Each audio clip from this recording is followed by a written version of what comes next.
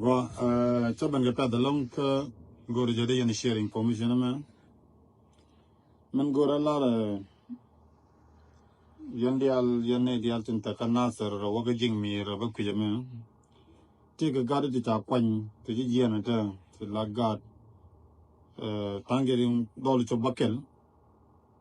ta mo ke yo ti ga waga matar ko kan jano kan gur ba kana ko lam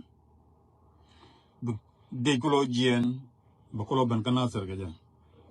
gori jabe ya chier ga pet ene bud mi jien ga jing mir ke jien ka buru be are da nasar pin kada jira ga jana wanga je bud mo a chikan wana je ko na be amal de na be ala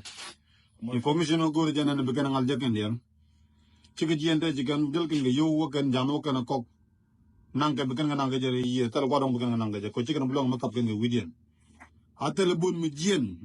mi bana ter pin kan jing mir ka buru be e joj ko na ta janare de ajen information o kam ne ye minan kana kap ganyan ka jo ga yer ko ne ton ko kan lor janne ke be kan kon banne ke information mo clear ka mi joj ka tok de kam ne ye ko goro byanga yendia so ko mi se jana mon ka shi dom lam ta ga na ser ga lam ta winin mi ta ga internet ke dom te ko te tenan be information be je tan jawon ko na bane share kon dia so jloite raja pya belong ko ta gwa la chana no go de na raja gwa so goro ba la dia kana ko na dong na chi ko matar ka matar de so ko wa to de wa ngan me no hotel te te me ni chi ken wa ka ma balu ka la ga nyo ba ba la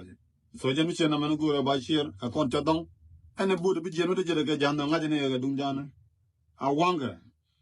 wara chenga yen point e kon bu da wanga ga le bu me ni ka ne tre